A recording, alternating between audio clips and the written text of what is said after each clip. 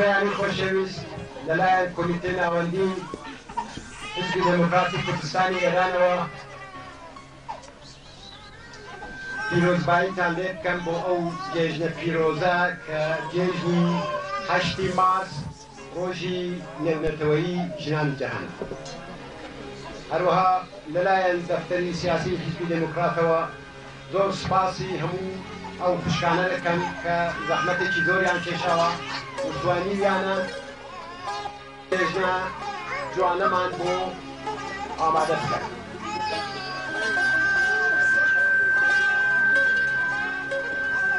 لە ساڵی 1970 واتە 79 ساڵەوەی پێش وەختێک کلارا زێتکین خەباتگێری شۆڕژێری ئەڵمانی کە ژنێک بوو کە ماوەیەکی زۆر بوو بۆ مافی ژنان تێکۆشا پێشنیاری کرد لە کۆنفرانسی ژنە سۆسیالیستەکان لە کۆپنهاگ کە ڕۆژی 8 مارس ڕۆژی ژنان دابنرێ ڕەنگە بە فکریشیدا نەدەهات کە ڕۆژێک ئەو جێژنە لە سەرانسەری دنیا بەو چەشنە بێتێت. بێگومان بە فکری هیچ کەس ئەو وەختە نەدەهات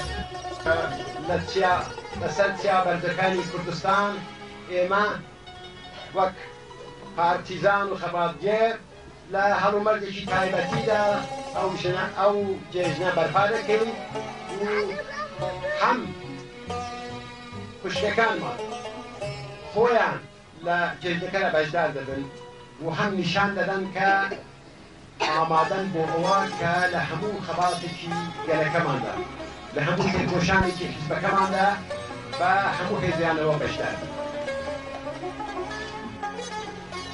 واقعیت ئەوەیە کە وڵاتی ئێمە وڵاتی پاشکەوتووە، بەڵام پاشکەوتووترین لای کۆمەڵی کوردەواری لە واقعدا پاشکەوتنی خوشکەکانمان.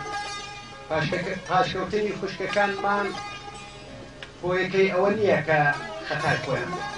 بەداخەوە کۆمەڵی کوردەواری سەدان ساڵە سنەتێکی ئەو تۆی هەیە کە ژن نەیتوانیوە بەو شێوەیە کە پێویستە لە خەبات و تێکۆشان و لە کار و کردەوەی وڵاتەکەماندا بەشدار بێت. کە دەڵێن ژن نیوەی کۆمەڵە واقعیەتێکمان کردووە، بەڵام هەر لەو کاتەشدا دەبێت دانگۆ بنین کە جارێ هەروەها زۆر جار کتومانە نەک هەر کۆمەڵەکەمان پەشکەوتووە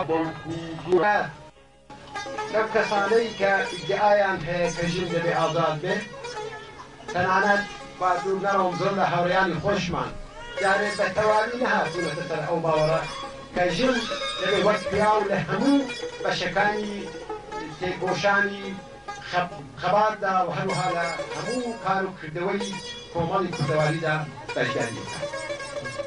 پێشگەلەوە بە ئەو ڕاستیەش بڵم کە خودی خوشکەکانیشمان زۆر جار ئەگەر بۆیشیان هەڵدەکەوێت ئەو تۆ ئامادەیی نیشان نادەن کە ئەرکی خۆیان لە واقعدا بخەنە سەرشانی خۆیان بۆ جێبەجێکردنی کارێکی یەکجار زۆر گەورە کە بریتیە لە وەرگرتنی مافی ژن.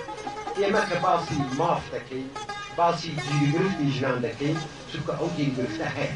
هەروەها کە مەسەلەی گیرگرفتی کورد دەکەین گیرگرفتی کورد دەبێت جێبەجێبێ دەبێت گەلی کورد مافی چارەنووسی مافی دانانی چارەنووسی بۆ دەستەوە بگرێت. لە ژنان مەسەلەی ژنانیش دەکەوە ژنان دەبێت خۆیان مافی لە واقعیدا چارەنووسی خۆیان بەدەستەوە بگرێت. ئەگەر چارەنووسی خۆیان بەدەستەوە نەگرن ئەوەی کە پێیان خۆشە جێبەجێبێت کەسی دیکە بۆیان ناکات. ڕەنگە ئەمڕۆ یەکێک لەو نیشانە باشانە بێت کە ئاخرەکەی خوشکەکانمان دیارە بە زەحمەتەوە بە ماندوو بوویەوە بە لەوەرا کە زۆر کەمتر پێ دەکەن ئەوڕۆ دیارە هەمویان کاریان زۆر کردو و ماندوو بوون و ئینشاڵڵا ئیدی لەمەو دووە هەموو دەم بە پێکەنین دەبن چکو کارە گەورەکەیان کردووە. ئەوە نیشانەیەکە کە لە دواڕۆژدا بتوانن زۆر باشتر لە کار و کردەوە و تێکۆشان و خەباتی ملەتەکەماندا بەشدار بن. دیارە یەکێک لە تەئسیرە هەرە خراپەکانی کۆماری ئیسلامی پاشخستنی ژنان. نامانەوێت بڵێن کە لە زمانی ڕژیمی شاهنشاهیدا ژن هەموو ئازاد بوون، بەڵام ڕاستی ئەوەیە کە ئێستا لە جمهوری ئیسلامیدا لە کۆماری ئیسلامیدا ژن لە زۆر جێگا کە پێشتر کاری تێکردو لە کۆمەڵدا لە خەباتدا لە هەموو کاروکردەوەی ژیاندا بەشدار بوو ئێستا ناردراوەتەوە کونجی ئاشپەزخانە و لەژێر چادری ڕەشدا لە واقعدا زیندانی کرا. ئێستا ئەگەر ئێرانی خۆمان زیندانێکە بۆ هەموو خەڵکی ئێران بۆ هەموو گەلانی زۆر لێگراو زیندانێکی گەورەشە بۆ هەموو خوشکەکان. بۆیە خەبات بۆ ئازادی ژن، خەبات بۆ ئەوە ژن مافی خۆی وەربگرێت بە هیچ شێوەیەک جودان نییە لە خەباتی میلەتەکەمان بۆ دێمۆکراسی و خودموختاری. لە هەر جێگایەک دێمۆکراسی زیاتر پێشکەوتووە، میلەتان مافی خۆیان وەرگرتووە، ژنانیش ئازادی زیاتریان دەست ئەو سێ خەباتە وەرگێکە. بەڵام ناشارمەوە دەبێت بۆ تاریخ بێڵم کە خەبات بۆ مافی ژنان تەنانەت لە وەرگرتنی خودموختاریش درێژترە.